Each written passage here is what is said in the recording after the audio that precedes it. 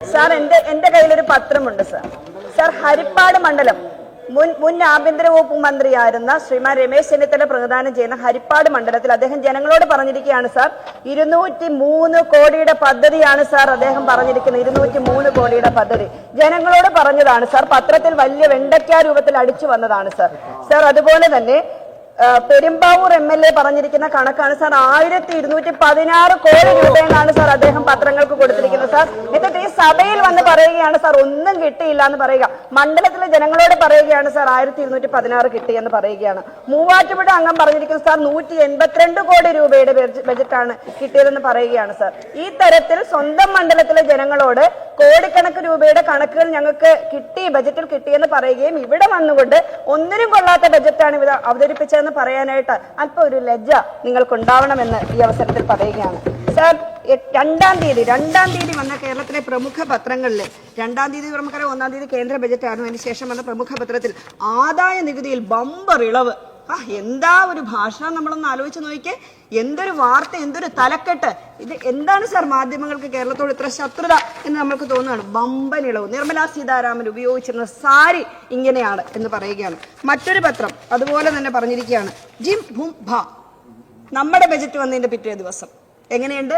ഒരേ പത്രം 2-ാം തീയതി വന്നതും 8-ാം തീയതി വന്നതുമാണ് സാർ കാണിക്കുന്നത്. 2-ാം തീയതി വന്നത് ആദായ നികുതിയിൽ ബമ്പർ ഇളവ്, 8-ാം തീയതി വന്നത് ജിം ബൂംബ. ഇത്രയും മനോഹരമായ ഒരു ബജറ്റ് ഈ കേരളത്തിൽ അവതരിപ്പിച്ചപ്പം ജിം ബൂംബ. യാതൊരു പരിഗണനയും ഇല്ലാതെ ഒരു ശത്രുവിനോടെന്ന പോലെ ഒരു സംസ്ഥാനത്തോട് പെരുമാറിയ കേന്ദ്ര ഗവൺമെന്റ് ബജറ്റ് വരുമാന ആനന്ദം.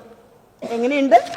മറ്റൊരു പത്രം 8-ാം തീയതി വന്നത് നികുതി ഭാരം കൂടും, ക്ഷേമ പെൻഷനുകൾ കൂട്ടിയില്ല. എങ്ങനെയുണ്ട്? ഒരു പത്രം പറഞ്ഞിരിക്കുകയാണ്.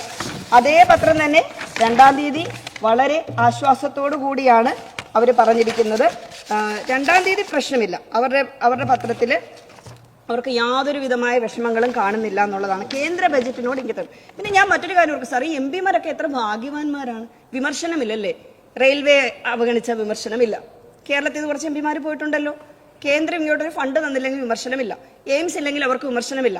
ഈ കേരളത്തിൽ ഇത്രയധികം വികസനങ്ങൾ നടത്തുന്ന ഈ ഗവൺമെന്റിന് നേരെയാണ് ക്യാമറ കണ്ണും തുറന്നു വെച്ചുകൊണ്ടിരിക്കുകയാണ്. ഒരുപാട് ഉദാഹരണങ്ങളുണ്ട് സാർ പറയാനായിട്ട്. എനിക്ക് മുമ്പ് KD പ്രസേനൻ MLA കുറേ അധികം കാര്യങ്ങൾ, അത് നമ്മുടെ ജനറൽ നേട്ടങ്ങളാണ്. നമ്മുടെ ഗവൺമെന്റിന് സംസ്ഥാനം ഇന്ത്യയിലെ ഏറ്റവും മികച്ച സംസ്ഥാനമായതിന്റെ വ്യക്തമായി നിങ്ങൾക്ക് എവിടെ നോക്കിയാലും കൃത്യമായി കിട്ടുന്ന കുറേ കാര്യങ്ങളെ നിങ്ങൾ എത്ര തള്ളി പറഞ്ഞാലും അതൊക്കെ സത്യമായി തന്നെ ഇവിടെ അവശേഷിക്കുന്ന ഒരുപാട് ഉദാഹരണങ്ങളുണ്ട്. ഞാൻ എന്റെ ആവർത്തനത്തിലേക്ക് പോകുന്നില്ല. നമ്മുടെ ക്ഷേമ പെൻഷന്റെ മാത്രം കാര്യത്തിലേക്ക് ഒന്ന് വരികയാണ് സാർ.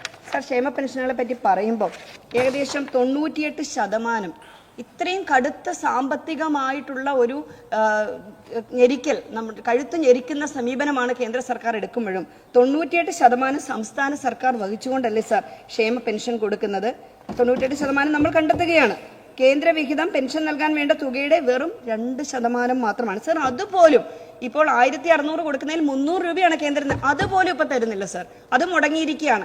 അവിടെയും കുത്തിത്തിരിപ്പുമായിട്ട് മാധ്യമങ്ങൾ ചെല്ലുന്നത് എന്താണെന്നറിയോ? ഞാൻ പലപ്പോഴും ഒരു ഉദാഹരണം, നമ്മുടെ നാട്ടിൽ എത്രത്തോളമാണ് വാർത്തകൾ വളച്ചൊടിക്കുന്നത് നിങ്ങൾ ഓർത്ത് നോക്കിയാൽ അറിയാം. 68 ലക്ഷം പേര് പെൻഷൻ വാങ്ങുന്ന കേരളത്തില് കഴിഞ്ഞ പാർലമെന്റ് തെരഞ്ഞെടുപ്പിൽ ഒരേ ഒരാളായിരുന്നു ഹൈലൈറ്റ് ആയത്, മറിയക്കുട്ടി ചേടത്തിയെ കൊണ്ടുവന്നു ഇല്ലേ മാധ്യമങ്ങൾ. 68 ലക്ഷം പേര് 700 കോടി പെൻഷൻ വാങ്ങുന്ന ഈ കേരളത്തിൽ ഹൈലൈറ്റ് ആരായിരുന്നു? പാവം മറിയക്കുട്ടി ചേട്ടത്തി ഇപ്പൊ എവിടെയാണെന്ന് നമുക്ക് അറിയുകയില്ല. നമുക്ക് അമ്മയോടൊരു വിരോധവുമില്ല, പക്ഷെ അവരെയാണ് ഹൈലൈറ്റ് ചെയ്ത്. എത്രയധികം പേരാ പെൻഷൻ വാങ്ങുന്ന നാടാണ് നമ്മുടെ. ഏകദേശം 34 ലക്ഷം പേര് മാത്രമായിരുന്നു UDF ഗവൺമെന്റ് കാലത്ത് കേരളത്തിൽ പെൻഷൻ വാങ്ങിയെന്നുള്ള സത്യമല്ല. UDF തന്നെ അന്നത്തെ മന്ത്രിമാരടക്കം ഇപ്പോൾ പ്രതിപക്ഷ നിരയിലുണ്ട്. 34 ലക്ഷം പേരാണ് അന്ന് വാങ്ങിച്ചത്. അവരുടെ പെൻഷൻ തുക എത്ര ആയിരുന്നെന്ന് നിങ്ങൾക്കറിയാം. ഇതൊക്കെ വ്യക്തമായ കണക്കുകൾ ഉള്ളതല്ലേ. അന്ന് 18 മാസം കുടിശ്ശികയാക്കിയിട്ടാണ് UDF ഗവൺമെന്റ് ഇറങ്ങിയതെന്നും സത്യമാണ്. 62 ലക്ഷം, 32 ലക്ഷത്തെ 62 ലക്ഷത്തിലേക്ക് ഉയർത്തി അത് 1600 രൂപയാക്കി വർദ്ധിപ്പിച്ച് കൊടുക്കുമ്പോൾ അപ്പോഴും പറയുകയാണ് കേരളത്തിൽ ഒന്നും ചെയ്യുന്നില്ല എന്ന് പറയുന്നത്. പിന്നെ പലപ്പോഴും വന്നിരുന്ന് പറയാണ് ധൂർത്താണ്. എവിടെയാ ധൂർത്ത്?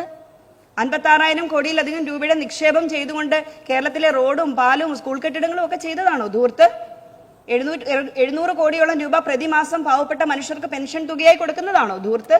നമ്മുടെ നാട്ടില് ഇവിടുത്തെ ജനങ്ങളുടെ വികസനവും നാടിന്റെ വികസനവും ജനങ്ങളുടെ ക്ഷേമവും കൃത്യമായി ചെയ്യുന്നതാണോ ധൂർത്ത്. അത് ധൂർത്താണെങ്കിൽ ആ ധൂർത്ത് ഞങ്ങളങ്ങ് അംഗീകരിക്കുകയാണ് എന്ന് കരുതിയാൽ മതി. കാരണം ജനങ്ങൾക്ക് വേണ്ടി ചെയ്യുകയാണ്. സർ, ഇവിടെ തന്നെ ഒട്ടനവധി വികസന പ്രവർത്തനങ്ങൾ നടക്കുമ്പോൾ എനിക്ക് ഏറ്റവും ആകർഷകമായിട്ട് തോന്നിയത് ഒരു സംസ്ഥാന ഗവൺമെന്റ് ദരിദ്രര് നിങ്ങൾക്ക് കേന്ദ്രവും കേരളവും ഒക്കെ UPA ഗവൺമെന്റ് UDF ഗവൺമെന്റ് ഒന്നിച്ചിരുന്ന് ഭരിച്ചല്ലോ. എന്താ നിങ്ങൾക്ക് ചെയ്യാൻ പറ്റത്തില്ലായിരുന്നു? 10,000-ത്തിലധികം കോടി രൂപ നമ്മൾക്ക് സ്ഥലമെടുപ്പിന് വെച്ചതുകൊണ്ടല്ലേ ഞാൻ ബജറ്റില് ബാലഗോപാൽ മിനിസ്റ്റർ വായിച്ചതിൽ എനിക്ക് ഏറ്റവും ഇഷ്ടപ്പെട്ട മലബാറിൽ നിന്നുള്ള MLA-മാർക്ക് വളരെ വേഗത്തിൽ നമ്മുടെ ദേശീയപാതയിലൂടെ 2026 തലസ്ഥാന നഗരത്തേക്ക് എത്താൻ പറ്റുമെന്ന് അദ്ദേഹം പറഞ്ഞു. UPA നിങ്ങളുടെ ഉണ്ടായിരുന്നു, കേരളത്തിൽ കോൺഗ്രസ് ഭരിച്ചു, നിങ്ങൾക്ക് അന്ന് ചെയ്യാമായിരുന്നു, ഭംഗിയായിട്ട് ചെയ്യാമായിരുന്നു. ഇപ്പൊ ഇതൊക്കെ ചെയ്യുന്ന കണ്ടിട്ട് അയ്യോ ഒന്നും ചെയ്യുന്നില്ലേ എന്ന് വിലപിച്ചാൽ കാര്യമില്ല. പക്ഷെ അത് കൂട്ടു നിൽക്കാനും ഈ പറഞ്ഞ പോലെ ജീം ബൂമ്പ എഴുതാനും ആൾക്കാരുള്ളിടത്തോളം കാലം ഞങ്ങൾക്ക് കുറച്ച് പണിപ്പെട്ട് മാത്രമേ ജനങ്ങളുടെ ഇടയിലേക്ക് ഇതൊക്കെ പറയാൻ കഴിയുള്ളൂ എന്ന് മാത്രമാണ്.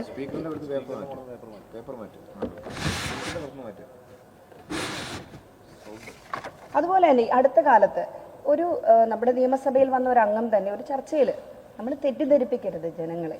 ചർച്ചയിൽ പോരുന്ന് പറയുകയാണ് UDF-ന്റെ കാലഘട്ടത്തിൽ PSC നിയമനം വഴി കൂടുതൽ കൊടുത്തു. എന്നിട്ട് അദ്ദേഹം കണക്ക് നിരത്തുകയാണ്. സർ, നമ്മളെല്ലാം ഉത്തരവാദിത്തപ്പെട്ട തിരഞ്ഞെടുക്കപ്പെട്ട സ്ഥാനത്തിരിക്കുന്നവരല്ലേ.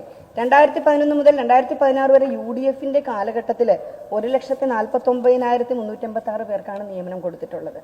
എന്നാൽ ഇന്ന് കേരളത്തിൽ 2016 മുതൽ 2021 വരെ എടുത്താൽ 1,68,878 പേർക്കാണ്. സാർ 1,49,000 ആണോ വലുത്, 1,68,000 ആണോ വലുതെന്ന് ഞങ്ങൾ ചോദിക്കുകയാണ് ഉത്തരവാദിത്തപ്പെട്ട അംഗത്തോട്. സാർ, ഇതുവരെ ഈ കാലം വരെ ഏകദേശം 2,59,576 പേർക്കാണ് സാർ പുതിയതായിട്ട് ചെറുപ്പക്കാരോട് നീതി പുലർത്തിയ ഒരു സർക്കാരാണ് സാർ കൊടുത്തിട്ടുണ്ട്. പക്ഷെ ഇതിനൊക്കെ പൈസയുണ്ടോ എന്ന് ചോദിച്ചു കഴിഞ്ഞാൽ നമ്മുടെ സംസ്ഥാനത്തിന്റെ നികുതി വരുമാനം, തനത് നികുതി വരുമാനം വർദ്ധിപ്പിച്ചുകൊണ്ട് കൃത്യമായി ഇടപെടാനായിട്ട് നമ്മുടെ ഗവൺമെന്റിന് കഴിഞ്ഞിട്ടുണ്ട് എന്നുള്ളത് കൊണ്ടാണ് സാർ നമുക്ക് ഇത്തരത്തിലേക്ക് പ്രവർത്തിക്കാനായിട്ട് കഴിയുന്നത്. സാർ, ഞാൻ ഇതെല്ലാം ജനറലായിട്ട് പറയുമ്പോഴും നമ്മുടെ മണ്ഡലവുമായി ബന്ധപ്പെട്ട് ചില കാര്യങ്ങൾ ഇവിടെ സൂചിപ്പിക്കാനായിട്ട് ആഗ്രഹിക്കുകയാണ്. സാർ, കഴിഞ്ഞ ഇതിൽ നമ്മൾ പോലീസ് സ്റ്റേഷന് വേണ്ടി കരിയിലക്കുളങ്ങര പോലീസ് സ്റ്റേഷന് വേണ്ടിയിട്ടൊരു ഫണ്ട് ചോദിച്ചിരുന്നു. അപ്പോൾ അത് കേന്ദ്ര ഗവൺമെന്റിന്റെ കൂടി ഫണ്ട് ചേർത്തുകൊണ്ടുള്ള പ്രൊജക്ടിന്റെ ഹെഡിലാണ് അത് വന്നിരുന്നത്. അപ്പോൾ ഇനി കേന്ദ്ര ഗവൺമെന്റിന്റെ ഫണ്ട് നോക്കാതെ തന്നെ സംസ്ഥാന ഗവൺമെന്റിന്റെ ഫണ്ടിൽ ഉൾപ്പെടുത്തി കരിയിലക്കുളങ്ങര പോലീസ് സ്റ്റേഷൻ പൂർത്തിയാക്കി തരണം എന്ന് ഈ അവസരത്തിൽ അഭ്യർത്ഥിക്കുകയാണ്. അതുപോലെ തന്നെ ഇവിടെ ഏറ്റവും ആകർഷകമായിട്ടുള്ള ഒരു നിർദ്ദേശം 66-ാമത്തെ പേജിൽ, ബജറ്റിന്റെ 66-ാമത്തെ പേജിൽ കണ്ടു. ശരിക്കും നമ്മൾ പലപ്പോഴും രൂപകൽപ്പന ചെയ്യുന്ന ഡിസൈൻ അഴിച്ചു പണിതുകൊണ്ട് ഏറ്റവും മനോഹരമായ ഡിസൈൻ, എന്നാൽ കുറച്ചുകൂടി ചെലവ് കുറച്ചുകൊണ്ട് ചെയ്യാൻ പറ്റുന്ന രൂപത്തിലേക്കുള്ള ഒരു ചിന്ത ഫിനാൻസ് വകുപ്പ് നിർദ്ദേശം വന്നിട്ടുണ്ട്. വളരെ വളരെ ഏറ്റവും ആകർഷകമായിട്ടുള്ളൊരു നിർദ്ദേശമായിട്ട് തോന്നുന്നു. അതിൽ ചില ഉദാഹരണങ്ങൾ സഹിതം പറഞ്ഞിട്ടുണ്ട് എന്നുള്ളതും ഏറ്റവും ആകർഷകരമായിട്ട് കാണുകയാണ്. അതുപോലെ തന്നെ ആത്മഹത്യ ചെയ്യാനായിട്ട് ഒരാളെ പോലും ആത്മഹത്യ തള്ളിവിടില്ല എന്ന് ജനങ്ങൾക്കിടയിൽ സാമ്പത്തിക സാക്ഷരത ഉണ്ടാക്കുമെന്ന തരത്തിലേക്കുള്ള ഏറ്റവും മനോഹരമായ മറ്റൊരു പ്രഖ്യാപനം. തീർച്ചയായിട്ടും അത് അഭിനന്ദനാർഹമായ കാര്യമാണ് സാർ. കടത്തിന്റെ പേരിലായിട്ട് ഒരാളും ആത്മഹത്യ ചെയ്യാൻ പാടില്ലാത്ത ഒരു കാലത്താണ്, പാടില്ല. അതിന് നമ്മൾ എല്ലാവരും കൂട്ടായിട്ട് നിൽക്കണം. അതിന് പറ്റുന്ന നിയമ ഭേദഗതി എല്ലാം തന്നെ നമ്മുടെ കേരള നിയമസഭ പാസ്സാക്കിയിട്ടുണ്ട്. മുഖ്യമന്ത്രി തന്നെ വളരെ സ്ട്രിക്റ്റ് ആയിട്ട് അത്തരം കാര്യങ്ങൾ ഇന്നലെ പറയുകയുണ്ടായിട്ടുണ്ട്. സാർ, അതുപോലെ തന്നെ പാലങ്ങളുടെ പുനരുദ്ധാരണത്തിന് വന്നിട്ടുണ്ട്. അതിൽ കായംകുളത്തെ TM ചിറ പാലം കൂടി ഉൾപ്പെടുത്തി തരണം സാർ. പ്രതിപക്ഷങ്ങൾക്കൊക്കെ ഇഷ്ടംപോലെ വാരിക്കോരി ഇഷ്ടംപോലെ കിട്ടിയിട്ടുണ്ട്. അവർ പലപ്പോഴും അത് പറയുന്നില്ലെങ്കിൽ പോലും അപ്പം ഭരണപക്ഷ MLA-മാർക്ക് കൂടി കുറച്ചുകൂടി പരിഗണനയും കൂടി ഞങ്ങൾക്കും നൽകണമെന്ന്. ഞങ്ങൾക്ക് പരിഗണന നൽകുന്നില്ല എന്നുള്ളതല്ല, ഇവർ ഈ 1,290 കോടിയൊക്കെ ആണല്ലോ മണ്ഡലത്തിൽ പറഞ്ഞിരിക്കുന്നത്. അതെ, 1,251 കോടിയൊക്കെയാണല്ലോ പറഞ്ഞിരിക്കുന്നത്. സാർ, ഒരു സ്പോർട്സിൽ നമ്മുടെ സ്പോർട്സ് സബ്മിറ്റിന് ശേഷം ഏകദേശം 5,000 കോടിയുടെ നിക്ഷേപം നമ്മുടെ നാട്ടിലേക്ക് കൊണ്ടുവരാൻ കഴിയും സാർ. സാർ, എന്റെ മണ്ഡലത്തിലാണ് ശംഖു എന്ന് പറഞ്ഞൊരു ചെറിയ കുഞ്ഞ്, കഴിഞ്ഞ ദിവസം നിങ്ങളൊക്കെ ആ വീഡിയോ കണ്ടു കാണും, നമ്മുടെ ഭക്ഷണത്തിൽ അംഗൻവാടിയിൽ ബിരിയാണി കൂടി ഉൾപ്പെടുത്തണമെന്ന് പറഞ്ഞ ശംഖുവിന്റെ വീഡിയോ വൈറലായിരുന്നു സാർ. ബഹുമാനപ്പെട്ട ആരോഗ്യമന്ത്രി അടക്കം നമ്മൾക്ക് അത് ശംഖുവിനെ പോലുള്ള കുട്ടികളെ മാതൃകയാക്കിക്കൊണ്ട് പോഷകാഹാര പരിപാടികൾ, ശംഖുവിന്റെ തന്നെ വീഡിയോ നമുക്ക് എടുത്തുകൊണ്ട് അംഗൻവാടി, നമ്മുടെ ജീവിതശൈലി രോഗങ്ങളൊക്കെ കൂടുമ്പോൾ സ്പോർട്സിലൂടെ ചെറുപ്പക്കാരുടെ അടക്കം ആരോഗ്യം തിരിച്ചു കൊണ്ടുവരാൻ വേണ്ടിയിട്ടുള്ള വലിയ പരിശ്രമം നടത്തുമ്പോൾ ഈ ചെറിയ മക്കളെയൊക്കെ നമുക്ക് മോഡലാക്കി അംബാസഡേഴ്സ് ആക്കാം. അത് ശംഖുവിനെ കൊണ്ട് തന്നെ നമ്മൾ പറയിപ്പിക്കണം. 5 ദിവസം ശംഖു ശംഖു നല്ല ചോറും ഇലക്കറിയും പയറും തൈരും ഒക്കെ കഴിക്കാൻ നമ്മളെല്ലാം അതാണ് പറഞ്ഞു കൊടുക്കേണ്ടത്. ഒപ്പം അതിനുശേഷം ആഴ്ചയിൽ ഒരു ദിവസം ആധുനികമായിട്ടുള്ള ഈ ഫുഡ് ഹാബിറ്റിനോടുള്ള ഇഷ്ടം ആ രൂപത്തിൽ ബഹുമാനപ്പെട്ട ആരോഗ്യമന്ത്രി അടക്കം ആ രൂപത്തിൽ നമ്മുടെ ശംഖുവിനെ പോലുള്ള കുട്ടികളെ നമുക്ക് മാതൃകയാക്കാം. വലിയ രൂപത്തിൽ നമുക്ക് ആ ക്യാമ്പയിൻ കൊണ്ടുപോകാൻ കഴിയും. എന്തായാലും സമസ്ത മേഖലകളെയും സ്പർശിച്ചുകൊണ്ടുള്ള ഏറ്റവും മനോഹരമായിട്ടുള്ള ഈ ഒരു ബജറ്റിനെ എല്ലാ അർത്ഥത്തിലും സർവാത്മന സ്വാഗതം ചെയ്യുന്നു. ഒപ്പം കണ്ണുള്ളവർ കാണട്ടെ, ചെവിയുള്ളവർ കേൾക്കട്ടെ, അല്ലാത്തവർ നമ്മളെ തള്ളി പറയട്ടെ എന്ന് മാത്രം പറഞ്ഞുകൊണ്ട് എല്ലാ പിന്തുണയും നൽകിക്കൊണ്ട് നിർത്തും.